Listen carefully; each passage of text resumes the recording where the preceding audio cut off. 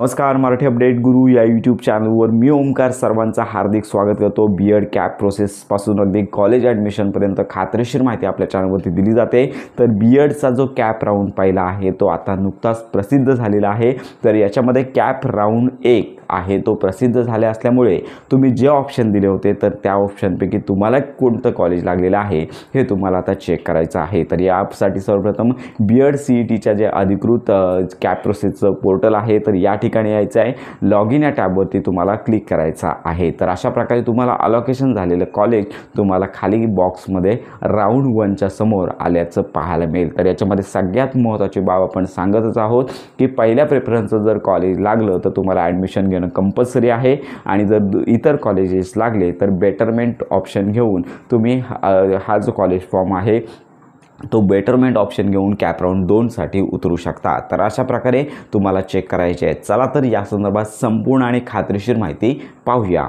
तर सर्वप्रथम log in या टॅबवर क्लिक करायचं आहे। लॉग इन या टॅबवर क्लिक केल्यानंतर अलॉटमेंट आणि ॲडमिशन स्टेटस येथे जर तुम्हाला कॉलेज मिळालं असेल तर येथे फेज आणि अलॉटमेंट स्टेटस या ठिकाणी तुम्हाला कॉलेजची लिस्ट पाहायला मिळेल। जर नसेल तर अशा प्रकारे allotment admission status not allotted अशा प्रकारचा मेसेज तुम्हाला पाहायला मिळेल। तर यामध्ये सगळ्यात महत्त्वाची बाब म्हणजे पहिल्या प्रेफरन्सचं जर कॉलेज तुम्हाला मिळालं असेल तर त्यामध्ये तुम्हाला ॲडमिशन घेणं कंपल्सरी आहे। दुसऱ्या प्रेफरन्सचं किंवा त्याच्या व्यतिरिक्त इतर प्रेफरन्स असतील तर ते तुम्ही होल्डवर ठेवू शकता।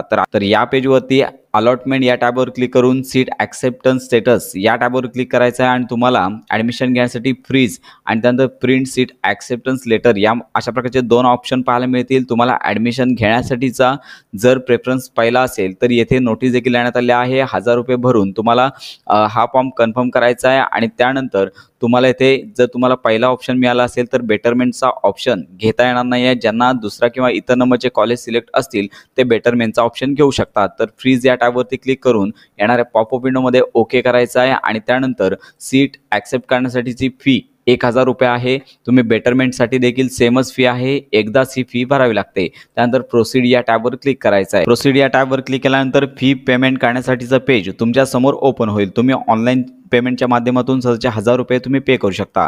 UPI देखील आहे। गुगल पेच्या माध्यमातून तुम्ही QR कोडच्या माध्यमातून सध्याचे पैसे पे करायचे आहेत। तर अशा प्रकारे फी पे केल्यानंतर तुम्हाला इथे प्रिंट रिसिप्ट अशा प्रकारचा तुम्हाला कॉलम पाहायला मिळेल। प्रिंट रिसिप्ट या टॅबवर क्लिक करून तुम्हाला जी संपूर्ण फॉर्मची जी प्रिंट आहे ती तुम्हाला प्रिंट काढायची आहे आणि ही प्रिंट तुम्हाला ॲडमिशनच्या वेळी सबमिट करायची आहे। तर अशा प्रकारे ज्यांचं पहिलं कॉलेज मिळालं आहे त्यांना ॲडमिशन कन्फर्म करता येईल आणि ज्यांना पहिलं प्रेफरन्स मिळालेलं नाही, इतर कॉलेज तुम्ही जर 5-6 दिले असतील त्यामध्ये जर एक ऑप्शन तुम्हाला मिळाले असेल तर तुम्ही बेटरमेंटसाठी दुसरा ऑप्शन घेऊ शकता। तर बेटरमेंट म्हणजेच काय की तुम्हाला तात्पुरता ॲडमिशन एका कॉलेजमध्ये तुम्हाला फक्त 1000 रुपये फी भरून करायचं आहे आणि त्यानंतर तुम्ही कॅप राऊंड दुसऱ्याकरता उतरू शकता। कॅप राऊंड दुसऱ्यामध्ये जर तुम्हाला हवं असणारं कॉलेज तुम्हाला ऑप्शनसाठी द्यायचं आहे आणि जर त्या कॉलेजमध्ये तुमचा नंबर लागला तर पहिल्या कॅप राऊंडमध्ये तुम्ही बेटरमेंटसाठी जो ऑप्शन निवडला होता तो तुम्हाला स्किप करून जे तुम्हाला सेकंड राऊंडमध्ये जे कॉलेज लागेल त्यामध्ये तुम्हाला प्रवेश घेता येईल। तर लक्षात घ्या,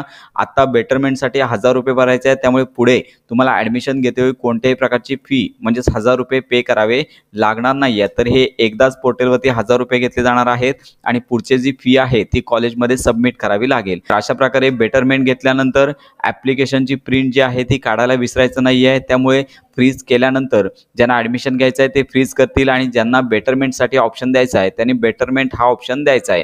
तर अशा प्रकारे बेटरमेंट ऑप्शन दिल्यानंतर प्रिंट काढून ठेवायचे आहे, त्यांना सेकंड राऊंडसाठी याचा वापर होईल। संदर्भात संपूर्ण माहिती आपल्या चॅनलवर दिल्या जातील, त्यामुळे खात्रीशीर माहिती मिळवण्याकरता आपल्या चॅनलच्या कनेक्टमध्ये राहा।